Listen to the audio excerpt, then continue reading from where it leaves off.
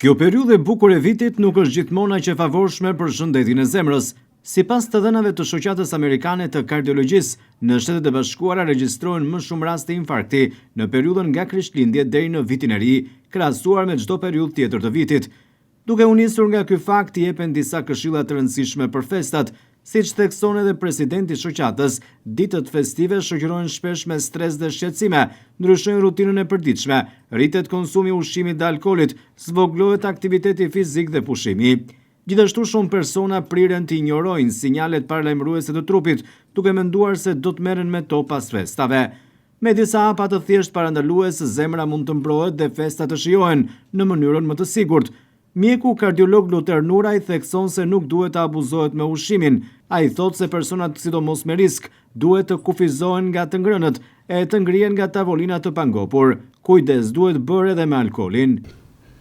Në festa, meqense është tradicionale që ne bëjmë kaposhnjeve të ri ose pulën e detit, mish, shumë asortimente, unë do të jepja një këshill shumë dashamirëse, me shumë dashuri, me shumë ndjenjë, sepse kuptoj çdo ditë se çfarë dëmi ju bëhet sëmurëve tanë, të sëmundjeve të zemrës, me sëmundjet të zemrës apo me diabet, duhet kufizohen të ngrihen nga tavolina të pangopur, jo të ngopur, të rënduar, apo të tepruar në alkool, në pije.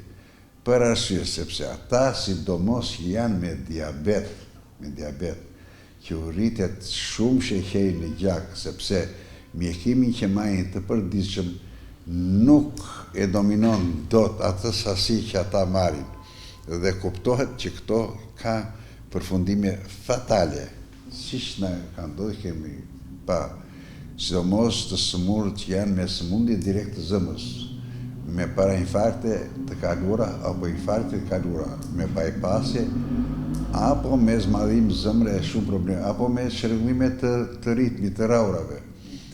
Në qoftë se një diabetik e tepron me ushqimin, rritet sheqeri në gjak, por si pasojë zemra bën çrregullime të raurave duke shtuar të raurat e zemrës dhe të çrregullta, që quhet fibrilacion arterial, apo të takikardi supraventrikulare që rrez zemra shpejt.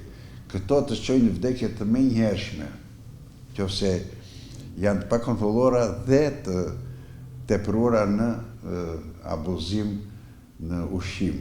Por çfarë duhet të kenë parasysh njerëzit me risk? Duhet që të paktën të gjithë ata që vuajnë nga tensioni, nga sëmundjet e zemrës, para se të ulen në tavolinë, apo diabetikët duhet të bëjnë matjen e tensionit, matjen e të raurave të zemrës dhe matjen e sheqerit në gjak, glisemin, para se të ulen. Po këtë gjë mund ta bëjnë dhe mbas ushqimit, edhe pse kanë marrë mjekimin e përditshëm, do ta bëjnë që është dominuar kjo gjendje që kanë bërë ngarkesat mëdha apo se nuk është dominuar. Dhe të rrisin dozat e mjekimit, për të cilat ne kemi folur shumë herë për këtë punë.